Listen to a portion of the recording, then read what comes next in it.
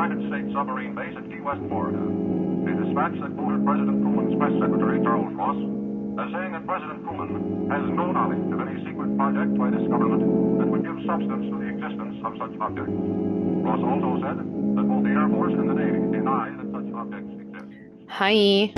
Hi. I'm going to cut most of the funny business because this is a fairly lengthy episode and I want to preserve my nasally voice. So, hey, what's up? My name is Noelle and I am super excited that this sounds corny and stupid and dumb, but like people around me and even strangers online are getting into reading, getting physical books, talking about them online, sharing their thoughts and feelings about it.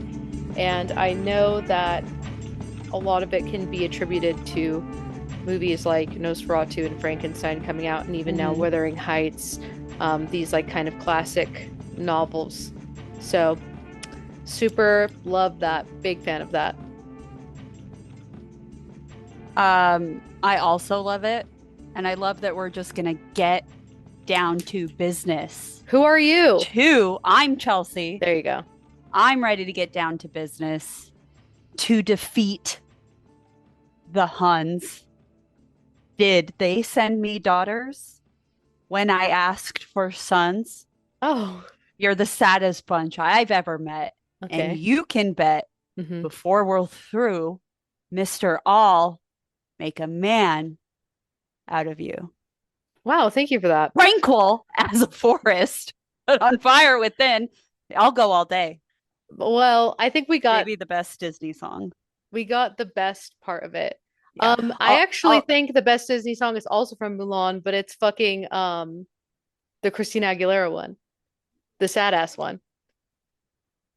You're fucking with me. Are you lying? You're fucking with me because if it isn't let's get down to business to defeat the Huns. No, let me finish. It's Reflection, bitch. You son of a bitch. If it isn't I'll make a man out of you, then it is what's the one from Goofy movie? You would you would if we listen. No. You fucking would love some Donny Osmond. You would love Christina Aguilera. Gas X Tina ass bitch. She ate the fuck down in that song. Reflection goes unbelievably hard. Whatever. Reflection, best Mulan song, best Disney song. So, all right, you're crazy. I'll Make a Man Out of You is good. You're crazy. This is like the long COVID hitting your brain. I'm like seeing it in real time and it's just making me sad. No way, dude. No way. The stress of your shitty car is finally like just yet another bad decision from Noelle. First was buying that fucking car, and second was thinking that was the best song. This is your TBI talking, or the fucking RFK worm in your brain talking about how Reflections isn't good. That's crazy. I didn't say it isn't good. I just said it's not the best. I don't like Christina Aguilera. I don't like her music as a person. Neutral. You didn't like the I Am Beautiful? You know what? I've never been a fan. Whoa. I think. Whoa.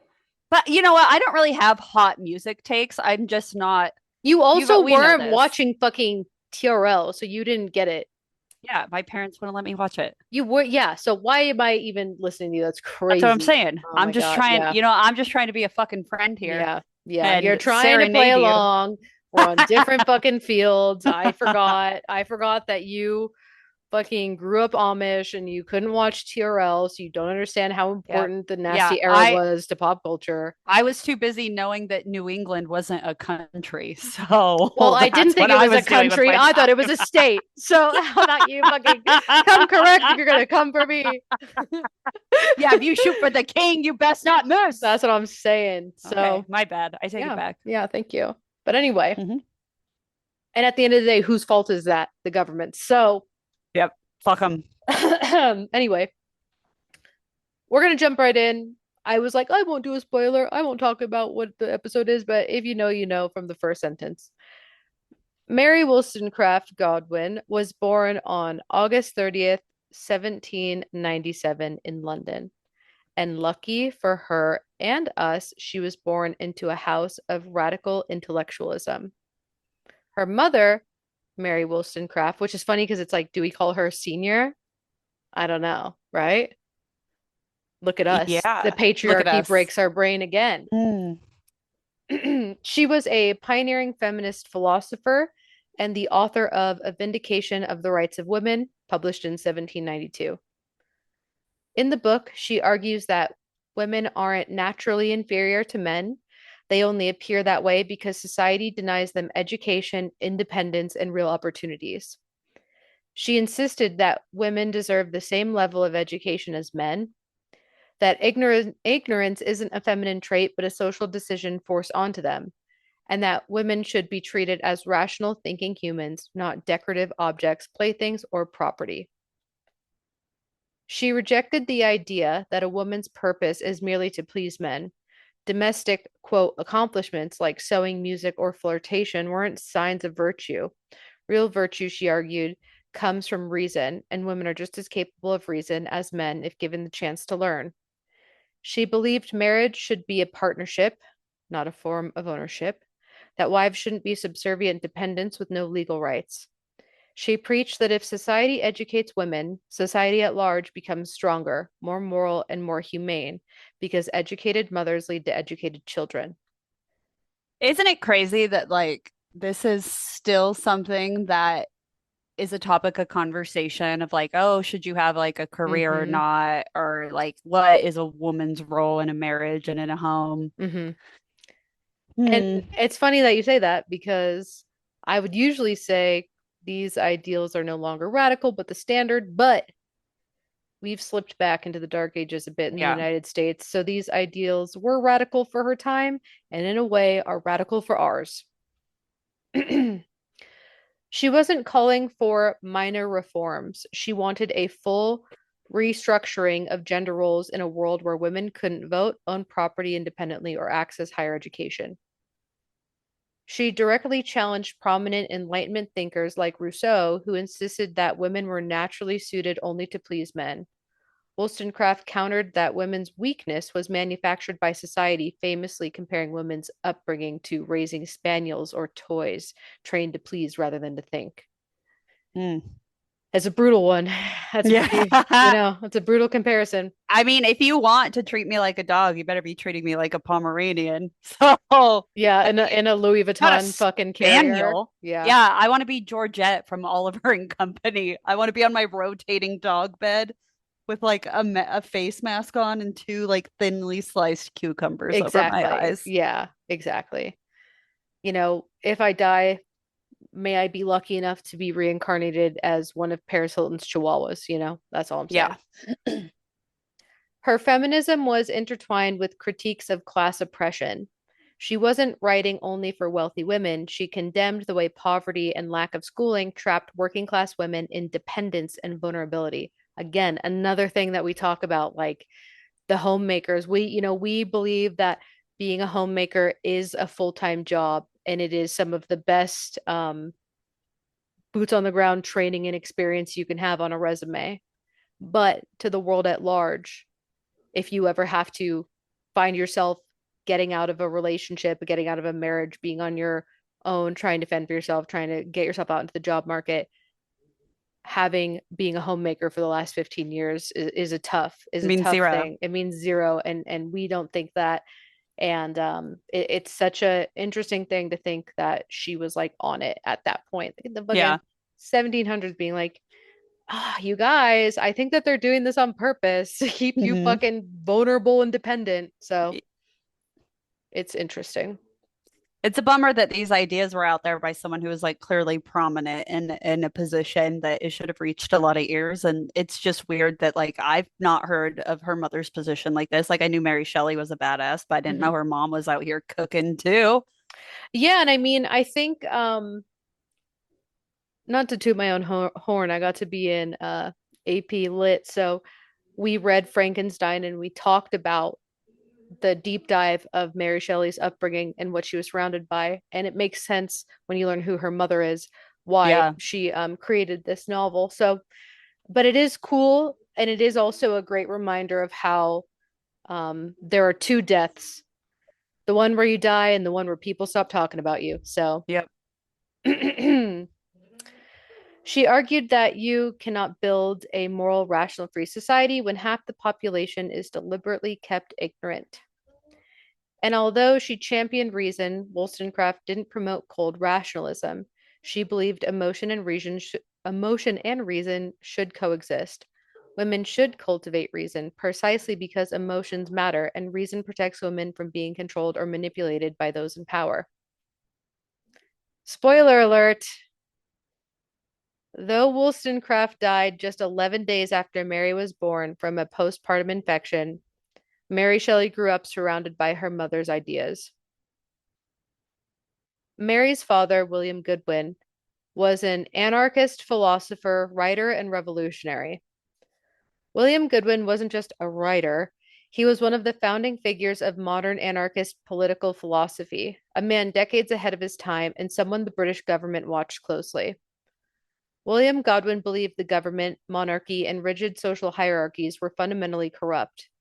In his most influential work, Inquiry Concerning Political Justice, published in 1793, he argued that governments breed inequality, that kings and aristocrats maintain power through violence and inherited privilege, and that human beings are naturally rational, cooperative, and capable of forming a society based on mutual aid rather than coercion. Which, eat down. Eat down, girl. Yeah. In 1793, eat the fuck down.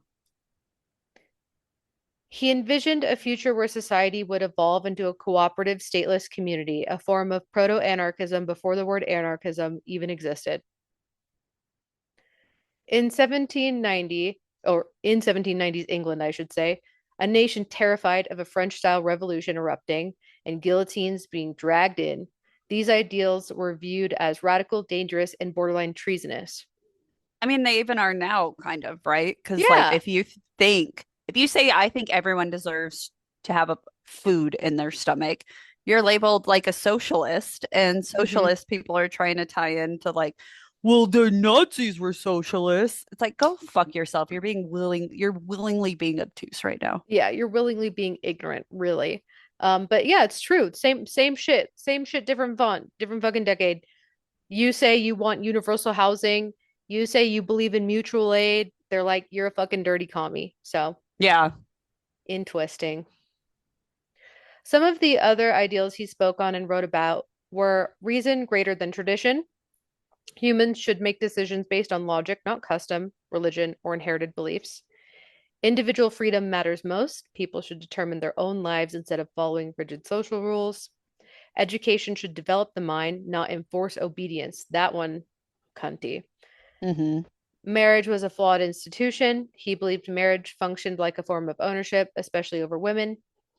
He and Mary Wollstonecraft originally refused to marry, only doing so because of social pressure once she became pregnant. And like, I know that sounds kind of funny and flippant, but you also have to remember pregnancy out of wedlock in the 1700s, Yeah, bitch. no. No. She wouldn't 1700s have been able to England? publish a thing. No, Yeah. I don't even think she would have been able to marry. I think she would have been stoned in the fucking streets if I'm being so honest. Like 1700s England, come on. So, Yeah. and he believed that morality should be universal and rational. His ideas about responsibility, consequences, and the pursuit of knowledge deeply influenced the themes Mary later explored. This is why Mary Shelley grew up surrounded by books and encouraged to read everything from science to history, poetry, and politics. Besides philosophy, Godwin also wrote fiction and became an early innovator in several genres. He wrote Caleb Williams, a book which was a psychological thriller about oppression and injustice, hugely influential on early detective fiction. Hey, hey. Saint Hmm. Leon, a novel about immortality and alchemy, which, spoiler, Mary Shelley. yeah. Yeah. He wrote political essays and biographical works, including the first biography, which he actually wrote of his wife, Mary Wollstonecraft, after she died. See, I want a man with this level of obsession, and I keep telling my partner that he better have it.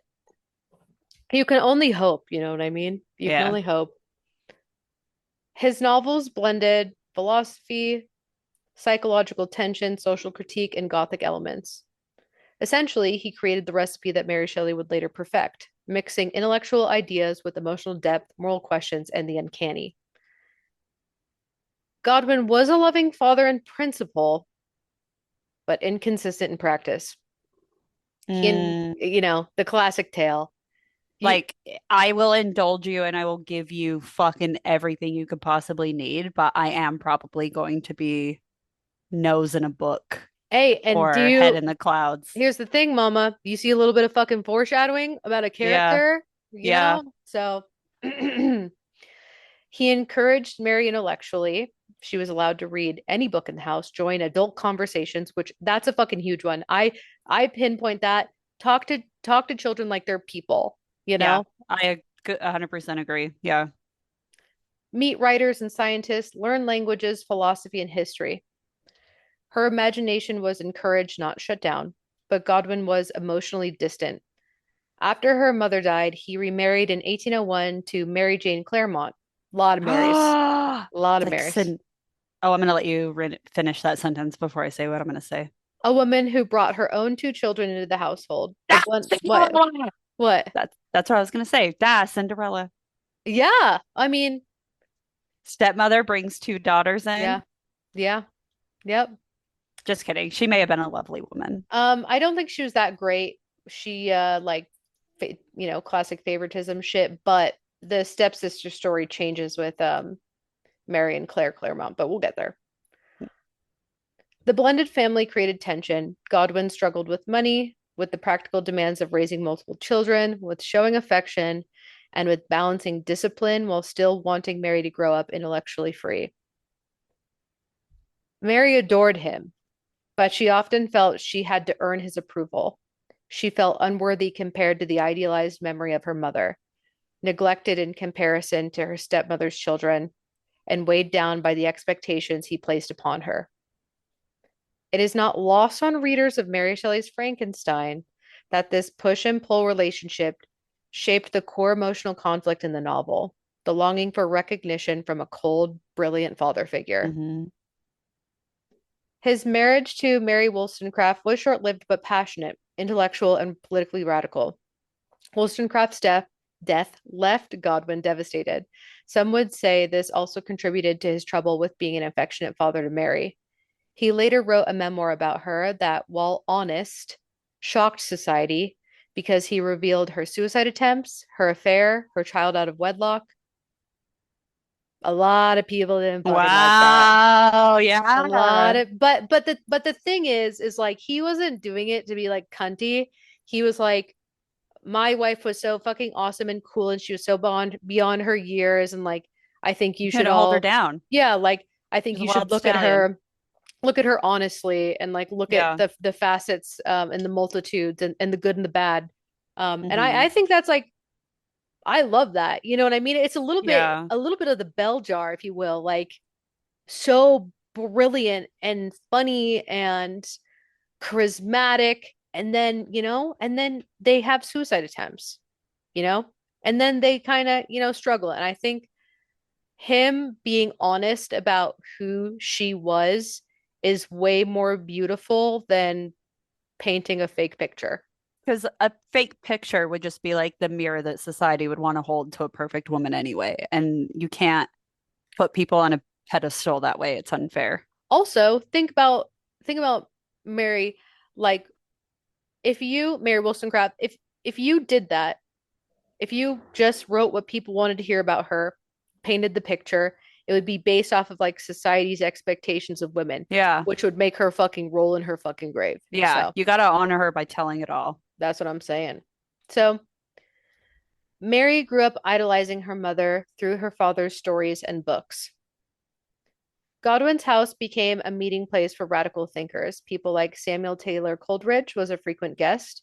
He was a poet, philosopher, and co-founder of English Romanticism. Coleridge was one of the most influential poets and thinkers of the Romantic movement. He is famous for The Rime of the Ancient Mariner, which is the ghost story-like poem about a cursed sailor and the albatross. Kublai Khan and Christabel, which Mary Shelley heard recited in her home, which is like fucking iconic. Hmm. He was also an opium addict, which Oh, heavily, well, who wasn't back then? that's what I'm saying. It's like a cigarette. It's like they were doing Um, coke in their milk mhm. or opium in their tea. It was prescribed. It was doctor prescribed. So, but it heavily influenced his dreamlike writing. Again, not an endorsement of opium, just saying. Another frequent guest was William Blake, a poet, painter, visionary, and mystical radical. Mm. Blake was an eccentric whose work wasn't fully appreciated until after his death, like most eccentric artists. Yes, yes.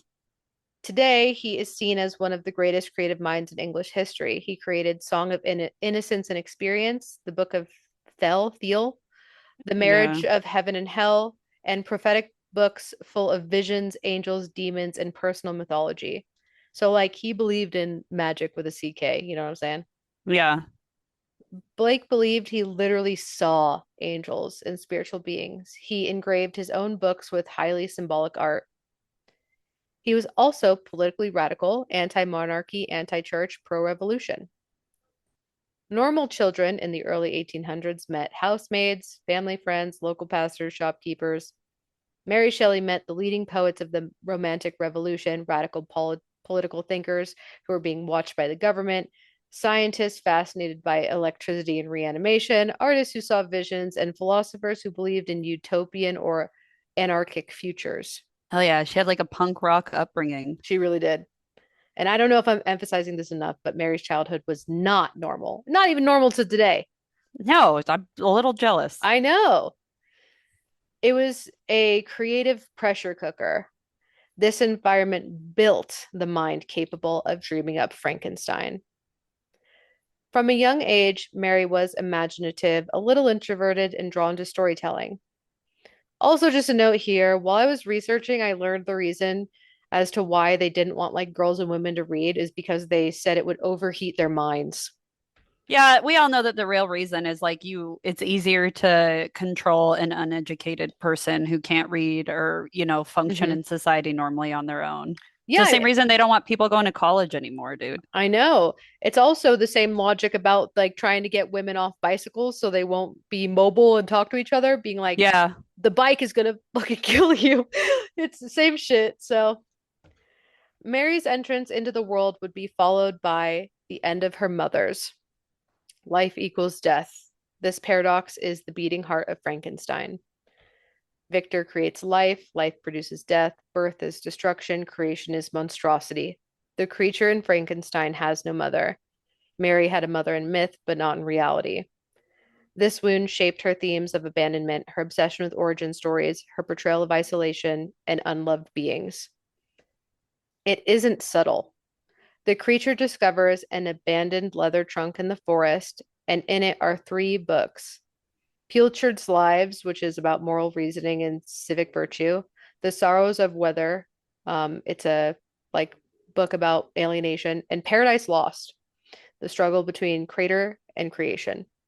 None of them are by Mary's mother, Mary Wollstonecraft, but the effect is unmistakably shaped by her ideas.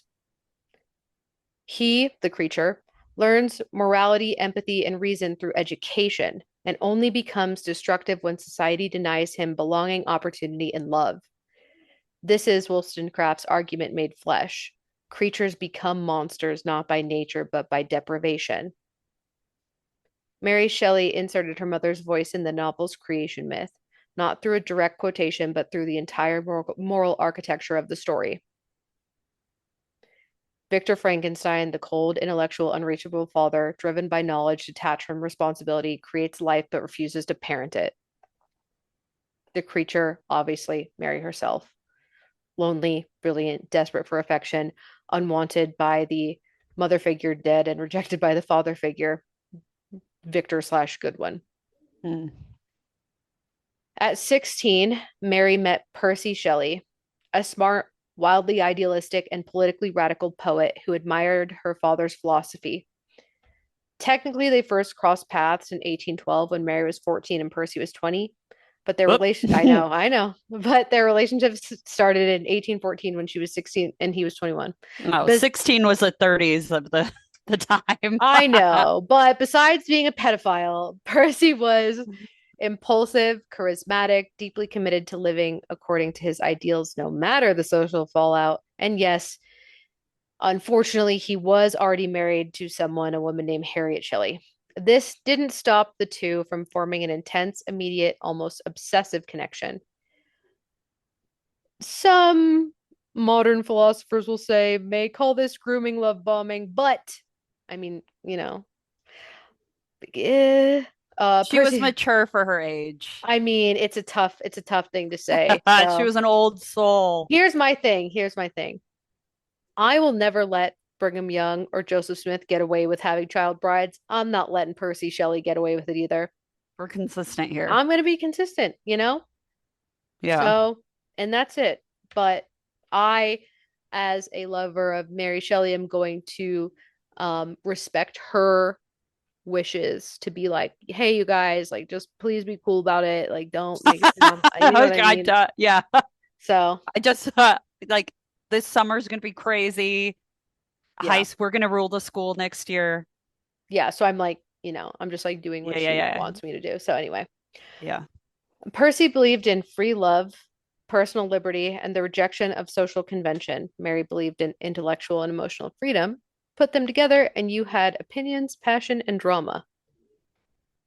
In 1814, the two ran away to Europe together, eloping in secret. Mary's stepsister, Claire Claremont, insisted on joining. Claire was infatuated with Percy, desperate for adventure and begging to escape her mother's household. I also want to say here, like, it's like classic dad shit, which is so funny. Like Percy was at her house, like, doing Mm-hmm. doing the philosophers debate, they're having tea, they're talking about anarchism, and he's like her dad's like, fuck marriage, like that's so fucked up to women, like respect women, I Yeah. have a tote bag, and Percy's like, yeah, me too, like, But I'm gonna but run also away with your daughter. I think your Two of them. daughter's I think your daughter's awesome. And he's like, no, Yeah. you can't. And then Mary's like, but dad, you said free love. But And he was like, but but Dad, not this. you've put this individualism and philosophy in my mind forever. And he was like, not this one though. What the well, no. And Yeah. and he was not a fan of it. So that was that. Um the elopement, because they didn't just run away, they did a little bit of that, wasn't just dirty town drama, it was social suicide. Because remember, Percy was married, and not only was he married, she was fucking pregnant. Oh, Mary. I know. So Mary. Percy She was a abandoned. child. I know she was a child. She was the I Ariana Grande in the situation, I and she got her don't. SpongeBob weirdo to leave his poor wife. Yeah, but if Ariana Grande didn't have a history of being an evil Yeah, yeah, homewrecker and was yeah. like 16, so and Yeah. yeah, but I get what you're saying. Yeah, yeah, yeah, yeah. Thank you. Thank you. Mary had abandoned her home. Her father, William Godwin, was, who I should say, practiced the philosophy of free love and theory. Again, big theory guy, not a big in practice guy. He fucking hated that Well, he Mary. started the abandonment, man. You got to be there for your kiddo if you don't want him to run away from home with the next father figure that fucking comes into their life. And you know what? And that's the T. Maybe, hey, practice what you preach. So he was not stoked that his child daughter, ran away with bum ass Percy Shelley. He was furious, refusing to speak to Mary for years because of the public shame. But anyway, the trio, Claire, Mary, and Percy, Oh, were they're just having a gay old they time. were, and they were on the run. They wandered through France, Switzerland, and Germany with barely enough food, or yeah, barely enough food, no money to get more. They walked for miles, slept in cheap lodgings, which were for sure bug infested, and sold Percy's books and Mary's possessions to survive. Their journals recorded hunger, exhaustion, and struggling with finances and running from debt collectors. Same, same. Mm. And everywhere they went, British society branded them immoral, obscene, and selfish. And unfortunately, even though Mary was still a teenager, she was the one who was judged the harshest. She was called depraved for stealing a married man and violating the rigid norms of womanhood, Oh, which, well. there's, two wolves, the one that's like, yeah, girl, and then the other one who's like, she's a child. So Yeah, I agree. it was I'm with probably you there. groomed. So, in their first 5 years together, Mary became pregnant repeatedly. Her first daughter died after only 11 days, and she had nonstop, consistent, reoccurring nightmares about the baby being revived. I know, Uh, I know. Her son William died at 3, and another daughter, Clara, died at just 1 years old. Only Percy Florence Shelley survived into adulthood. Unfortunately, it wasn't just like good times with the three, fucking Charlie's Angels. Claire's presence complicated everything. She became romantically involved with Lord Byron. that's crazy. Lord Byron, I didn't know he would make an entrance into this. Some would say maybe a big entrance, a pretty profound entrance for being a piece of shit. But that, of course, added emotional strain and legal headaches to Mary and Percy's already unconventional life. Byron, the famous poet of the Romantic era, quote, mad, bad, and dangerous to know, literally what they said about him. In the 1700s, that's kind of sick and cunty, but he's a piece of shit. So he was born in 1788, inherited his title at 10, and became the archetype of the Byronic hero, brooding, charismatic, morally ambiguous, religious, and flirtatious. He was infamous for being a bit of a slut, and Claire got caught in the crossfire. She became pregnant by Byron, causing more chaos and drama for everyone in Geneva, where they were staying at the time. Damn. And just as a note here, so coming back to like the stepsisters Ah, thing, I read right? ahead. I read ahead. Coming back to that, circling back to the fucking evil stepsisters, there are rumors that Mary herself had a complex and intimate relationship with Claire, her stepsister. I thought Claire was obsessed with fucking. In a cool Uh, way, like as in like I oh, love his okay. shit. So that's on you, girl. Oh my God. So So a little Wincest, huh? yeah, that's what I'm saying. And which by today's standards is just your average polycule. But for a brief period, all four, Mary, Percy, Claire, and Byron, lived together in Geneva after Byron's self-imposed exile from England for literally being slut-shamed. I'll be honest, that's really what it was. Oh, well, But he did it himself, which is like because he's such a drama yeah. queen. So whatever. Percy's idealisms were in constant battle with what reality actually is. He preached love and emotional openness, but Mary often felt she was sharing him with the world, his ideas, and the attention of other women. These losses, betrayals, and instabilities deeply affected her worldview and her writing. Then came the summer of 1816, the infamous year without a son. Mary, Percy, Claire, Byron, and Byron's doctor friend John Pollardi were trapped indoors at Villa Diotate or something like that, near Lake Geneva. The eruption of Mount Tambora in 1815 had thrown so much volcanic ash into the atmosphere that global temperatures dropped dramatically. It's what we would now call an atomic winter. By 1816, Europe was drenched in rain, cold, and fog. Days were dark, skies were gray, and the weather was apocalyptic. It was I mean nonstop that just sounds like today. Europe Yeah, it to is. me. It is Yeah. Europe, but it was like Worse. that 5 seconds where the sun would pop out behind a cloud. Wrong, Didn't couldn't do happen. it. Yeah. Ash covering. So Got it. Got it. to cope, the group took laudanum, a mix of opium and Oh, alcohol. fucking laudanum. Yeah, That's what laudanum. Wyatt Earp's first common law wife got addicted to. It's full of hops. Yeah, They're just seems. headaches, Wyatt. I Do you mean, remember? yeah, and it seems like it was pretty easy to fucking get addicted to. Opium Yeah. and alcohol. I mean, it's a party. God damn. Um, and they were doing that to pass the time.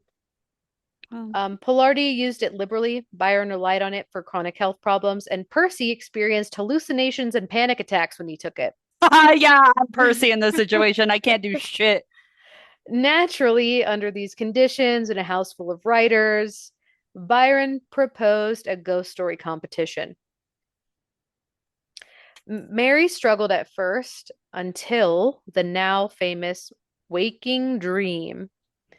She later said, imagine, she's hallucinating. She later Mhm. said the image possessed her, something she didn't invent so much as witness. A scientist kneeling beside a creature he had built, horrified as it opened its eyes. Byron and Percy immediately told her the vision alone was better than anything they had written for the challenge. Yeah, of course it was. I wonder what I want to see what they wrote. Is there access to anything they wrote or did it just die with time? Well, obviously Lord Byron, but I mean for this competition I specifically. am actually not sure if you can find the writings for the competition. I Mm, never looked into that. It's a good question. I mean, it would be tough to probably like look around for it because you're always going to get their more published stuff. But yeah. I don't know. Well, maybe we'll check it out. So, the story fused everything swirling around Mary's life, her parents' radical philosophies, debates about man playing God, and contemporary scientific experiments such as Galvani shocking dead frogs with electricity. My voice. Yeah. Ah, It she's was losing it. it was a convergence of intellectual curiosity, moral questioning, and personal tragedy. At its core, Frankenstein explores isolationism and loneliness. Both Victor and the creature endured profound emotional and social alienation, displaying the human need for companionship and the destructive consequences of neglect. I'm going to let you read all of these quotes from the book as I go get water. Okay. I, the miserable and the abandoned, am an abortion to be spurned at, to be kicked at and trampled on. That's from The Creature, chapter 10. And from The Creature, chapter 17, I am alone and miserable. Man will not associate with me, but one as deformed and horrible as myself would not deny herself to me. And finally, The Creature, chapter 13. I had feelings of affection, but they were requited by detestation and scorn. Great accent there. Thank you. I put my whole pussy into that one. I could tell. The novel is also a meditation on responsibility and the consequences of ambition. Victor's obsessive pursuit of forbidden knowledge and his refusal to care for the life he has created demonstrate the moral hazards of intellectual hubris. You want to hit these? Learn from me, if not by my precepts, at least by my example, how dangerous is the acquirement of knowledge and how much happier that man is who believes his native town to be the world than he who aspires to become greater than his nature will allow. And I seem to have lost all soul or sensation, but for this one pursuit. And you seek for knowledge and wisdom, as I once did. And I ardently hope that the gratification of your wishes may not be a serpent to sting you as mine has been. And the beauty of the dream vanished, and breathless horror and disgust filled my heart. And I had desired it with an ardor that far exceeded moderation. But now that I had finished, the beauty of the dream vanished, and breathless horror and disgust filled my heart. I ought to be thy Adam, but I am rather the fallen angel. And I was benevolent, my soul glowed with love and humanity, but the world spurned me, and I became a monster. I was benevolent and good, and misery made me a fiend.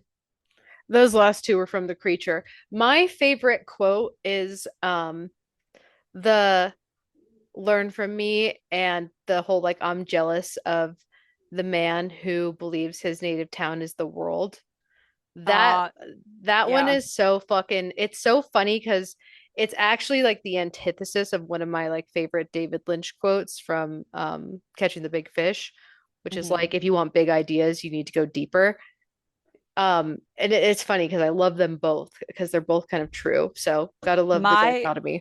I have a favorite one. It's I have love in me the likes of which you can scarcely imagine, and the rage the likes of which you would not believe. And if I cannot satisfy the one, I will indulge the other.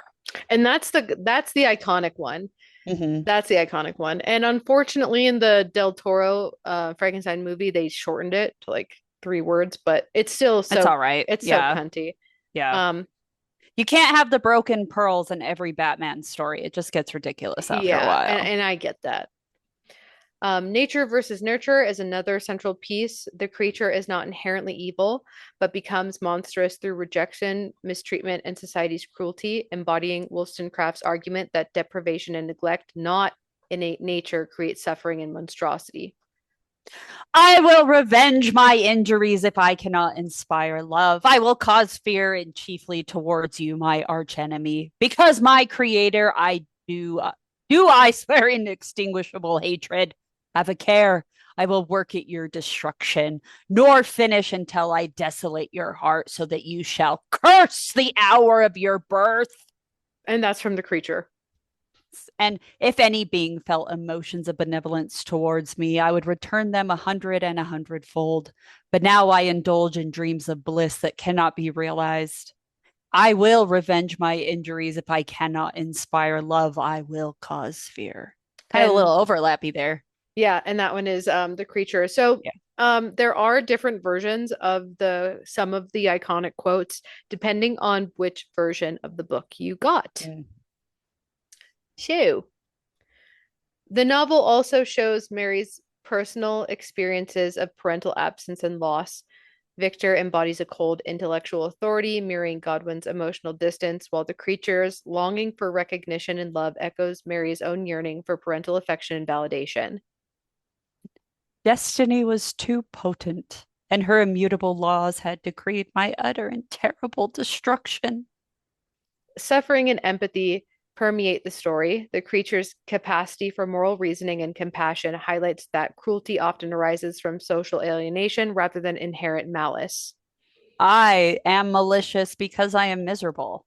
Am I not shunned and hated by all mankind? I, like the archangel, bore a celestial stamp and could have been noble, but misfortune and neglect made me what I am.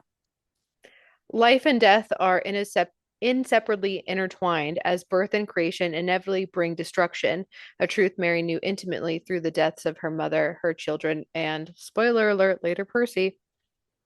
Life and death appeared to me ideal bounds, which I should first break through and pour a torrent of light into our dark world. Frankenstein carries subtle feminist undertones. Women are largely absent from Victor's act of creation and from the central events of the novel, and this absence is deeply significant. By creating life without a woman, Victor literally bypasses the maternal role, and this absence points to a critique of male hubris and patriarchal control. Men attempt to dominate or circumvent natural processes, leaving women's traditional roles erased or undervalued. Because women are excluded from creation and decision making, no nurturing, empathy, or moral grounding is present, and the creature is abandoned immediately, illustrating that life without care and rational guidance is doomed. The women who do appear, Elizabeth, Justine, and William's mother, are largely passive victims, representing societal expectations of beauty, obedience, and moral virtue. Yet they are denied agency. Their suffering and deaths often serve as a consequence of male actions rather than as expressions of their own will. This absence and marginalization highlight the ethical and social consequences of denying women care, moral influence, and autonomy. The novel emphasizes that women's voices, intellect, and presence are not merely desirable but essential, and that the ethical and emotional well being of society and even the moral consequences of scientific creation depend upon their inclusion. Frankenstein also interrogates the ethical limits of science, cautioning against the arrogance of controlling life and reflecting anxieties surrounding contemporary experiments and the responsibilities that come with knowledge. Victor's tragedy lies in how his intellect separates him from humanity, while the creature's tragedy stems from society's refusal to acknowledge him.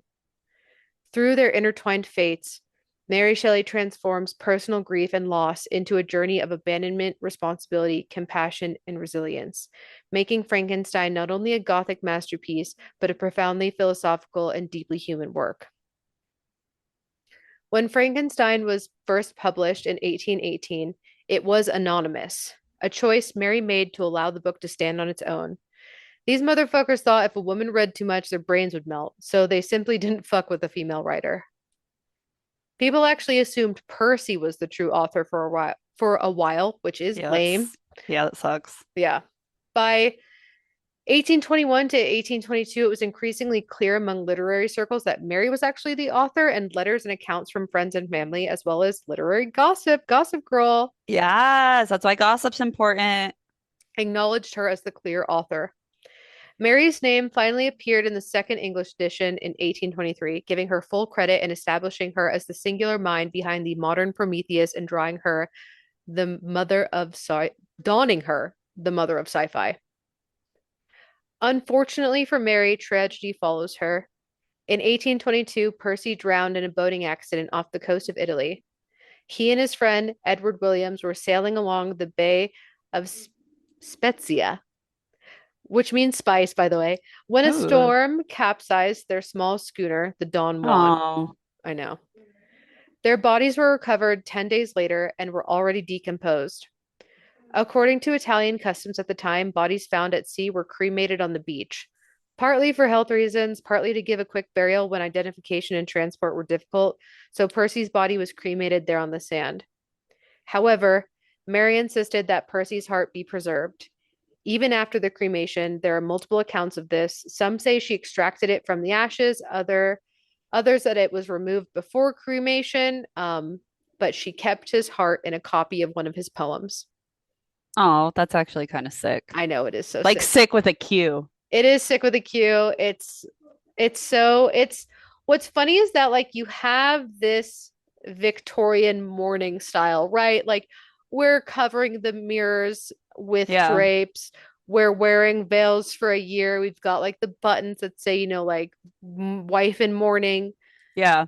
and you're making mourning jewelry with like braided hair on a necklace, the person's braided hair in a frame next to their picture. And Mary said, fuck all that pussy shit with hair. I'm gonna get his fucking heart. And that's actually so Mary Shelley coded of her. Yeah, I wish this was more normalized. That'd be so cool. I know. Mary was left alone at just 24, widowed and responsible for their only surviving child, Percy Florence. She wandered between grief and obsession. Will you read Mary's letter to Miss Gibson, October 9th, 1822? Yes. God knows what will become of me. My life is now very monotonous, yet how diversified by internal feeling. How often in the intensity of grief does one instant seem to fill and embrace the universe? As to the rest, the mechanical spending of my time, I have a great deal to do preparing my journey. Make no visits except one. Lord Byron visits me about twice a week, seeing people in and out unannounced. I am happy to be spared. Solitude is my only help and resource. Even when I am with him, to spend so much of my time alone, I can forget myself until some idea occurs to me, and then the yearning dark gulp again displays itself until tears block the scene and weariness of spirit consigns me to a temporary repose. So she was pretty fucking depressed. Yeah. I'm I'm going to make a little bit of a cut from the timeline to talk about Lord Byron a bit and why some people are upset he was the ending quote of Del Toro's adaptation of Frankenstein. Yeah, let's get his ass. Byron was a pompous piece of shit. He admitted, quote, I never loved her nor pretended to love her about Claire. Their What an daughter, ass. I know, piece of shit, dude. Their daughter, Allegra, was initially raised by Claire, but Byron eventually took custody, placing the child with various caretakers because he's such a dickhead. He refused to let Claire be a mother, but also didn't want the responsibility. Claire begged to see the child, but was always denied. And at age 4, Allegra was sent to a nunnery in a Capuchin nunnery, and shortly thereafter, she died of typhus. Motherfuck. I know. Do you want to read Mary's letter to Jane Williams? Yeah. I depart on the 25th. Lord Byron, Trelawney, and Pierre Nogamba sailed for Greece on the 17th. I did not see the former, and his unconquerable avarice, relentless and insatiable greed for wealth, prevented his supplying me with money, and a remnant of shame caused him to avoid me. I have a world of things to tell you once on that score when I see you. Trelawney more than balanced the moral account. His whole conduct during his last stay here impressed us all with an affectionate regard and a perfect faith in the unalterable goodness of his heart. After Percy drowned in 1822, Byron initially seemed supportive of the now widowed Mary, visiting, like she said, twice weekly and writing to Percy's father, demanding he financially help Mary and his grandson. Yet, Hmm. yet, his relentless and insatiable greed for wealth prevented him from actually assisting. And honestly, some people even say it was like boredom. Like he got bored of her constantly being like, "Help me. You said Yeah, you'd I help could see me." that. He seems like a playboy in this aspect. For sure. Absolutely. So he left Mary destitute with her son Percy. He left for Greece with 10,000 pounds in his pocket, which is the equivalent of 1.6 million pounds today, avoiding Mary entirely. Mary's feelings towards Byron were complicated. During periods of abandonment, she was angry and had a world of things to tell about him. But karma would catch up to Byron on April 19th, 1824, at the age of 36 in Greece during the Greek War of Independence. Byron was dodging Mary and headed to Greece, like said above, to support the Greek fight for independence from the Ottoman Empire, both financially and militarily. He fell seriously ill in early 1824, likely from a fever, probably sepsis from a wound or infection, and or complications from previous chronic health issue. He had asthma, kidney problems, and battled obesity through his life. His condition worsened due to bloodletting, Oh, which hell yeah. yeah, which is where you just like fucking cut someone open and drain their blood. And poor medical care in Greece. He Oh, the died. bloodletting doesn't count as top tier care. I mean, sometimes. He died after about 2 weeks of bloodletting and will assume unwashed hands touching open wounds. Oh. After his death, Mary's tone softened completely, like a lot of people, unfortunately. She remembered him and referred to him fondly as Albie, Albie the daring, capricious, fascinating Albie, a nickname she had given him because of his knowledge of Albanian poems. Mary, that's lame. I know. That's fucking lame, Mary. She would speak of him with admiration for the rest of her life. So, listeners who are upset by his quote being at the end of Frankenstein, we can assume she would have likely approved of Byron's quote concluding the Frankenstein adaptation as long as it didn't touch Claire, Allegra, or his financial neglect. And the one Del Toro chose was, quote, the heart will break, yet brokenly live on, which is a good one. It's a good Yeah. one. It's a good one. But what's funny is that I'll bring it up when we get there. After Percy's death, Mary returned to England in 1823, facing the double fuck that is grief and financial burden. But determined to secure a stable life for herself and her son, Mary threw herself into her work as a professional writer and editor, steadily building a career that would outlast her early losses. Claire remained in Italy for a short period after Percy's death, because, like, keep in mind her daughter had just died like earlier that year. Yeah. Yeah. She maintained contact with Mary, offering emotional support. Their relationship had its tensions, but in times of loss, they wrote to each other and shared news about their mutual circle. Claire then spent some time in Switzerland before eventually also returning to England. Later in life, she married William Trelawney, a longtime friend of Lord Byron, and she finally found stability and companionship in him, thankfully. Claire's letters and her biographical recollections of her time with Mary, Percy, and Byron have become key sources for historians reconstructing the timeline of the Romantic era. She continued to live in England just happily and just totally fine until her death in 1879. Mary's literary output during this period was both vast and varied. In addition to Valperga in 1823 and The Last Man, 1826, she wrote several major novels that reflected her range and influence of her early romantic circle. The Fortunes of Perkin Warbeck in 1830 explored the deep engagement with history and skills in weaving complex narratives. Lador in 1835 is often read as a meditation on female education, societal expectation, and the limits placed on women's independence, showing Mary's continued concern with feminist ideals inherited from her mother. Her final novel, Flackner, 1837, examined moral responsibility, social duty, and forgiveness, showcasing her lifelong interest in human character and ethical dilemmas. Beyond novels, Mary was a prolific essayist. biographer, and travel writer. Her book, or I guess essays, Rambles in Germany and Italy, 1844, documented journeys with her son, blending personal reflection with witty observations of culture, history, and the landscape.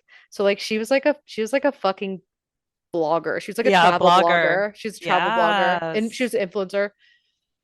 These works illustrated her versatility and curiosity, showing that she was far more than the author of Frankenstein.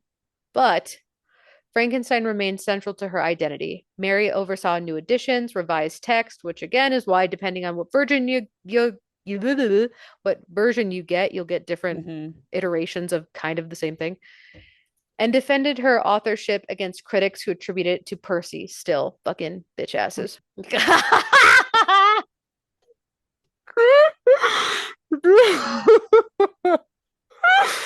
Oh my fucking God, that was fucking hilarious. I'm gonna have to edit that part out. Oh my God. It almost Okay. slipped. You did. You almost let the mask off, dude. So, the novel provided both financial support and public recognition, giving her independence as a writer while remaining a cornerstone of her literary reputation. A parallel priority for Mary was preserving and promoting Percy Shelley's legacy. She edited and published multiple collections of his poetry and essays, most notably the Poetical Works 1839, which included extensive biographical and critical notes. This work required delicate and intense negotiation with her father-in-law, Sir Timothy Shelley, because he did not want the publications of Percy's more, quote, radical writings, Hmm. particularly the ones where he talks about his atheism and political radicalism. So his fucking cool shit. He didn't want his fucking Yeah, cool shit out there. lame. Mary, though, does have a way with words, and she was able to ensure that Percy's genius and radicalism were recognized rather than suppressed. Through relentless work, Mary balanced grief, motherhood, and professional ambition. She endured the deaths of her children, the turbulence of her early romantic circle, the death of her husband, and the social pressures of Victorian society as a radical feminist, yet emerged as a formidable literary figure in her own right. In her later years, she suffered, hey, shout out. She Whoa, shout suffered out! Shout out! she suffered from chronic migraines, Bow, bow, bow, bow, bow, bow. and it was likely attributed to a brain tumor. Oh shit. I That's know, I damn. know, I know. What? Ooh. And that is what ultimately led to her death in 1851 at the age of 53. By that time, she had established herself not only as the author of Frankenstein, but also as a respected novelist, essayist, editor, revolutionary feminist, and biographer. In transforming personal loss into enduring literature, Mary Shelley ensured that her voice and her contributions to romantic thought and literature would resonate for generations. And I will end it with a quote from The Creature. I shall satiate my heart with longing and admiration, and my spirit shall rise amidst the wreck of my despair. And that's Mary Shelley and Frankenstein, girl. Hope you learned. You're muted. You're muted.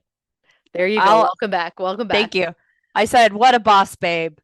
Yeah, she really is. I think that she is the definition of the original goth girl.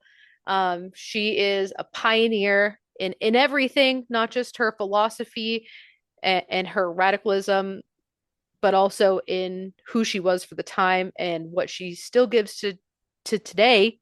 Um, Sh- a timeless work, a sh- timeless work. Yeah, she really practiced what she preached, you know? She Like did. Byron was out here writing all these epic love poems and shit, and then he turns out to be a bastard. Yeah. She was a real G. Yeah, she was. And we can thank a lot of modern horror for Mary Shelley's work, and we can thank a lot of the progression of female femme authors. And Hmm. she was just an all-around revolutionary. And big love to Mary Shelley, massive, ginormous love. I also just want to point out that one of the funny things in the book in the novel versus like the Universal movies and kind of like the pop culture standard for Frankenstein is that in the book it doesn't really go over how Frankenstein was reanimated. You know that it's like electricity based, but it doesn't really like go into it into detail. So the whole like bolts in the neck shit, totally universal, totally universal, just being like, we're gonna fucking Yeah. freeball this. So, And then that like entered into the zeitgeist. It's crazy how that became like the standard for so long. Like yeah, Frankenstein is green. yeah. And I also want to say, a spoiler alert to anyone who hasn't seen Guillermo del Toro's Frankenstein. It is beautiful and please watch it. I was lucky enough to go to one of the few theaters that was showing it, saw it in theater. I saw it at a great theater too, where everyone fucking clapped and appreciated it and didn't fucking talk in it. So love that. But I would uh, dare you, challenge you to look at the differences between Guillermo del Toro's interpretation of Frankenstein and Mary Shelley's, because they both are on the same track, but very much so adapt it to their personal lived experiences in childhood. Mm-hmm. And it is very interesting to see what it also looks like flipped, you know, what the story is from the perspective of this 18-year-old in, 1800s England Yeah. and this 50 something year old Mexican American. Yeah. It's man, I should say. And it's one of the most fascinating things that I've been able to like sit with and do. And I'm still like writing it out in my notes app, trying to like really digest it all because it speaks to like how great of a director Guillermo del Toro is because he keeps the the fluid, the the core of the story while completely changing some things. And the Mm. things that are changed so radically are so intentional. So like Yeah. um, Elizabeth in the novel is actually Victor's wife, and she is kind of in the background. She's just, again, she's one of those things that has to die to teach him a lesson, and other than that, she Mm-hmm. does nothing.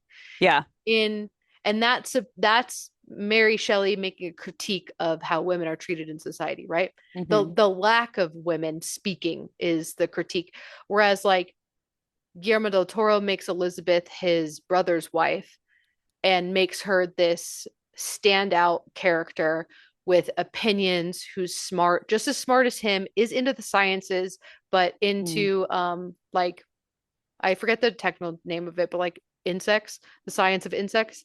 And And this is Mia Goth's this character. is Mia Goth's character, yeah. And it's so interesting how you flip just that character's role and who they are, and it tells the story of the individual that is Yeah. writing it. Yeah. Very, So yeah.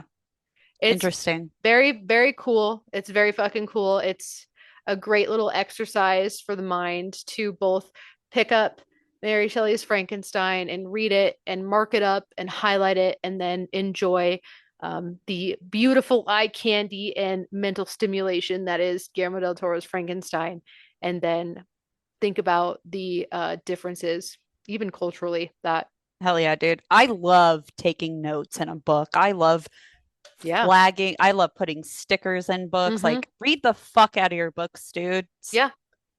And again, Like, I know that Kindles are awesome, and I always am talking about listening to things that are free on premium, like audiobooks. I love it. It's so convenient and accessible, and that's what I love. But I'm also a fan of physical media. Physical media is so fucking important. You have to own things, especially as we like move into this fully digital age where fucking AI mhm. is doing everything, man. You have to have physical copies because there is a version of reality, and there has been, where it fucking disappears. So buy your books, buy them used, mark them up, share them with friends, and yeah, fucking keep reading. Okay. Yeah. Find shit you enjoy and just devour it. Yeah, I man. just finished 18 volumes of Inuyasha last night, and now I feel empty inside. If you want something that never stops, you should get into One Piece. No. You should. It's, It doesn't slap like Inuyasha slaps for have me. you even given it a try? Do you even know that it's like about socialism and fighting the capitalist regime? I have read so many of the Reddit threads about it, and here's the That's where you're thing. fucking up, dude. Here's the thing. I like the cutesy manga, like You like Inuyasha. slice of life manga? Kind of, and like I thought like with Inuyasha and Kagame, like or Kagome, however you want to say it. I like that. Shishumaru is my boy. Big fan of that. I think Naraku is probably one of the best villains of our time. I enjoy that. I don't like the super hyper masculine type things. I did read Devilman.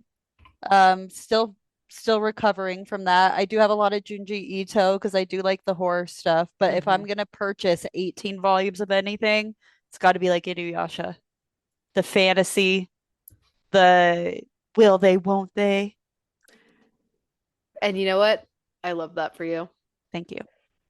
You should watch A Silent Voice. But anyway, um I'm gonna go ahead and give a hail to, first of all, keeping your lover's heart after they die. Honestly, the biggest hail Mm, possible. The most like I'm thinking about it every day. I'm like, holy fucking shit, that's so fucking cool. Um, big hail to that. Big hail to Mary Shelley for fucking pioneering that. And obviously a big hail to Mary Shelley for pioneering women in sci-fi, women in hell yeah. horror. Horror. Bruh, I'm gonna say hail dead moms. Whoop, whoop, whoop. Yeah. My mom's birthday was on Monday. Yeah. Do you feel a So bit Mary Shelley about it?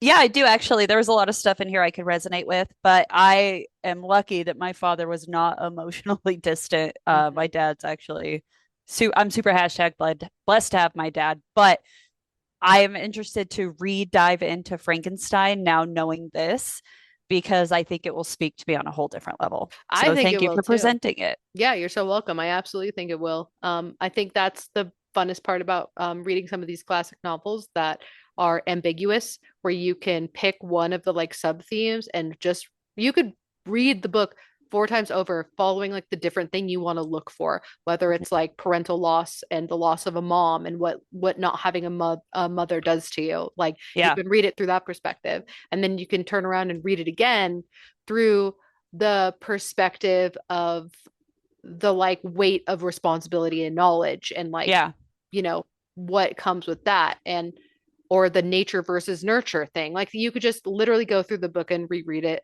with the different kind of like subplots, sub themes in there, and you could do that with all of them, dude. That's you know now we say it a lot. We've lost critical thinking a bit. well, now I want to like re-dive into fucking Moby Dick, man. Like I know that there's so much symbolism there, but I've never gone into like Herman Melville's motivations of anything.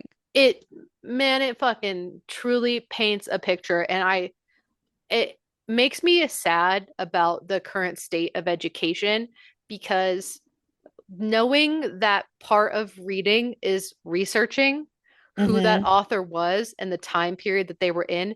Because, mama, what is it?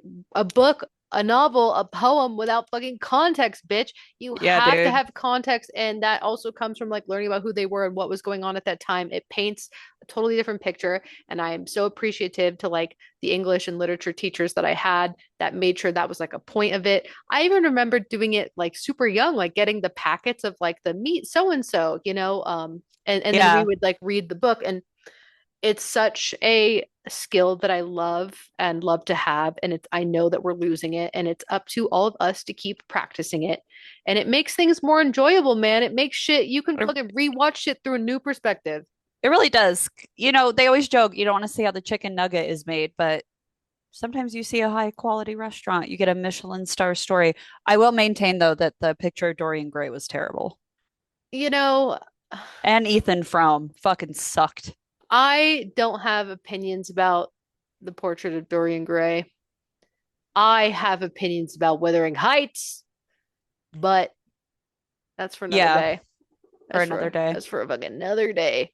So, anyway, speaking of another day, today, right now, when you're listening to this, you can go into the our bios We are at Go to Hell Podcast. I am at Noelle Fain. That is at Sith Larden. In any of our bios on Instagram, preferably. We deleted fucking Twitter, bitch. Come on, don't be like that.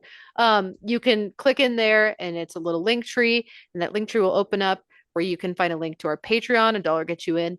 Very that's me licking my fingers. This is just, Scrumdiddlyumptious. yeah. Scrumdiddlyumptious fucking Patreon episode today. Um, big time NDA warning on that. But if you crack the code, you deserve that present. So check that out. Super, super fun. Ugh. Also horrific, honestly, if we're being real. So that's there. $1 get you in. You can also watch our fucking ghost episode. We can, I guess we can kind of fucking talk about that now since it's been long enough.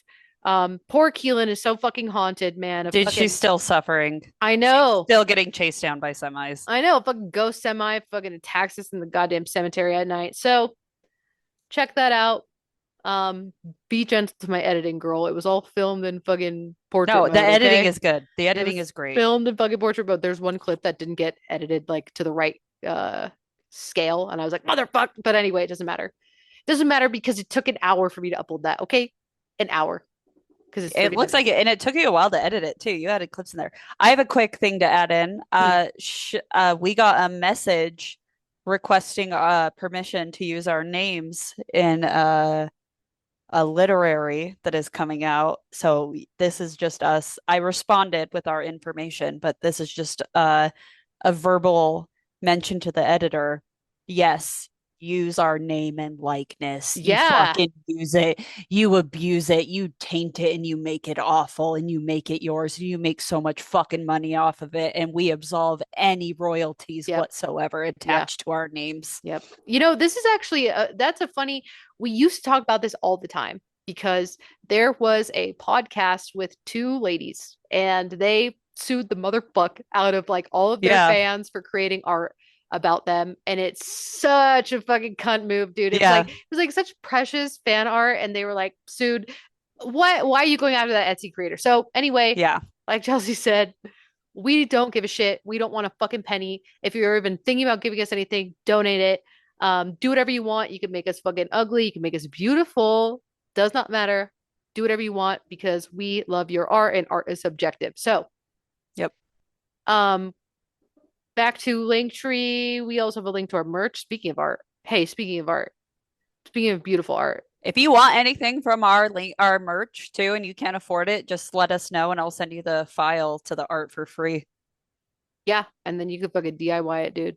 Totally Do not care. don't care. Literally don't care. So, um, our merch, 100% of proceeds are donated, if you couldn't guess.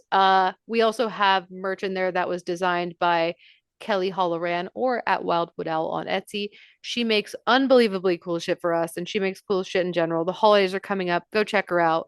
Especially right now when we are fucking participating in Thriftmas. The only things we will approve you getting are small businesses, independent artists, okay? That's it. That's the only Yep. exception. Get out of Sephora, bitch. Get the fuck out of Sephora. Knock it off. Knock it off, okay? They don't care about you. It's like you're running back to your shitty ex. They don't, man. They And they don't love fucking you, don't. They man. don't. So think about that. Think about Kelly. Think about buying her fucking cool art. Think about buying the art that she makes for us, okay? It's a way better investment than the fucking shitty perfume from Sephora, okay? For And sure. you know how I feel about perfumes, okay? She Like, loves them. let's get real. So you can also find a link to our YouTube. Bully us over there. We're never making a penny off of that. We cuss too much. We're never getting monetized. Go bully us over there. That's awesome. Love, big love to anyone who bullies us on YouTube. We also have um you know, I'm gonna update it to put some mutual aid resources in there. So add that in. I'll do it Mm, tonight. And then we also have a link to listen to us, which I don't know why you'd need it because you're doing that right now, but it's anywhere podcasts are heard. hell yeah.